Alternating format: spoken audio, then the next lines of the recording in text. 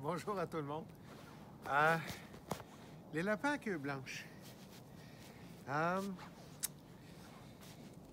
OK. Il y a une niche écologique ici.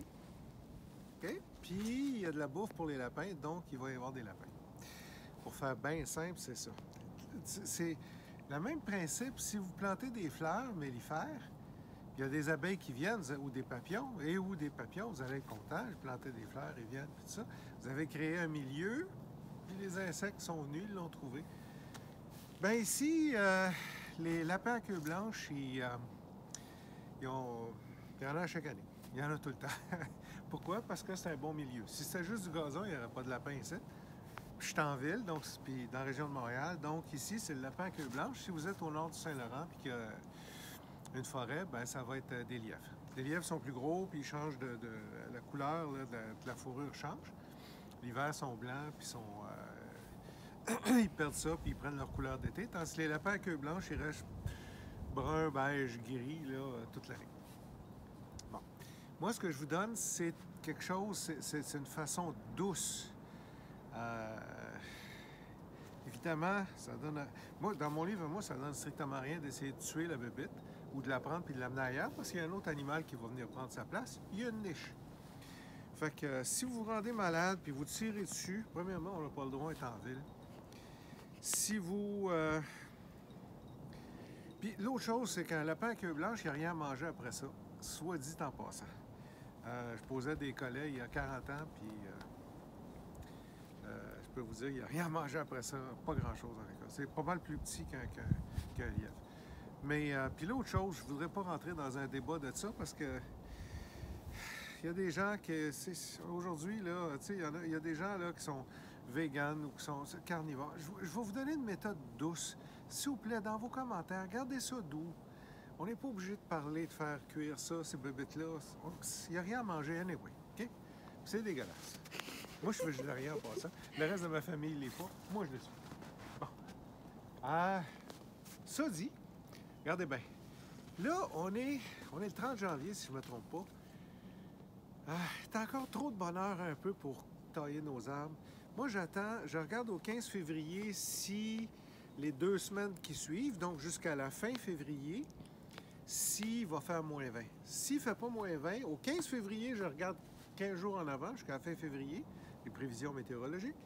S'il n'annonce pas de moins 20, je peux commencer à tailler. C'est plus le fun de tailler au mois de mars, mais on peut commencer à tailler à peu près à partir du 15 février s'il n'annonce pas de gros froid, plus froid que moins 20. Ça, c'est pour mes arbres ici sur la rive sud de Montréal. Donc, je peux quand même... Il y a beaucoup de lapins il y a bien des petites crottes. Tu sais, on voit les traces, on voit les crottes, puis on voit aussi des branches coupées. Vous allez voir la branche, là, quand elle est taillée, quand elle est mangée par un lapin à queue blanche, elle est coupée à 45 degrés. On le voit, là. C'est facile. Là. Quand vous voyez des branches coupées à 45 degrés, c'est un lapin à queue blanche. Vous voyez les petites crottes, là, ça ressemble à des petites billes. Puis aussi, les traces sont très caractéristiques. Donc, quand il y a ça, c'est normal ici. Bon, là, on a 2 choix. Soit qu'on part en guerre, on pose des collets. Mais poser les collets, soit dit en passant, il y a des chats ici en masse parce que juste là,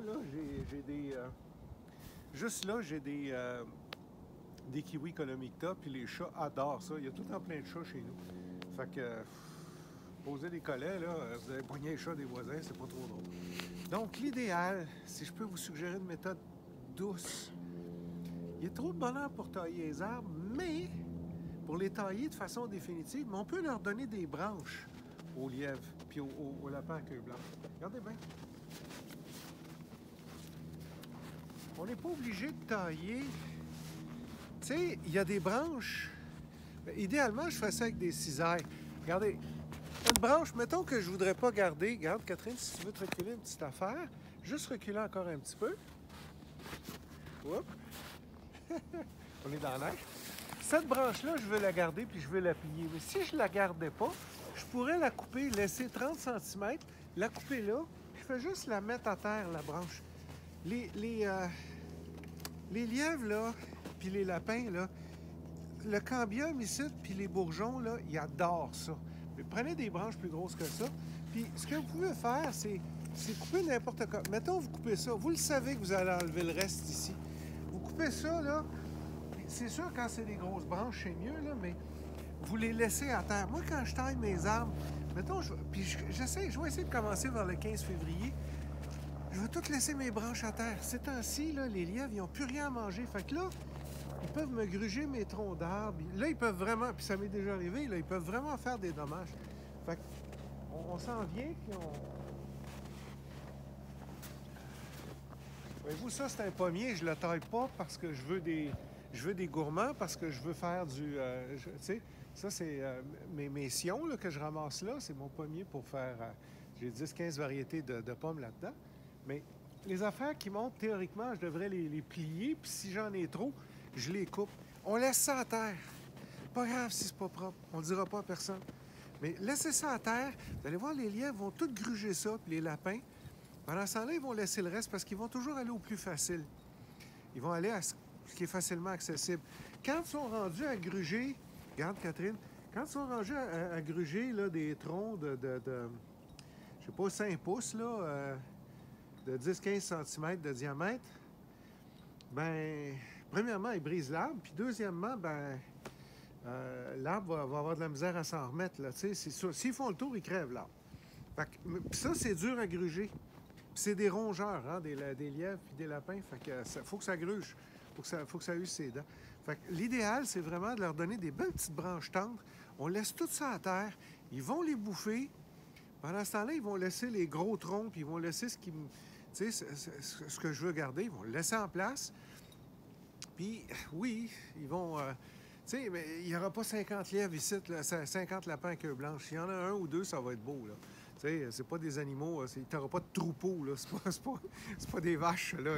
Quand il y en a un ou deux, en masse, là, c'est solitaire, ces bébêtes-là. Donc, il n'y a pas de problème. Laissez-le traîner à terre. Ça va les nourrir. Pendant ce temps-là, ça va les occuper à faire d'autres choses. Merci. Bonne fin de journée.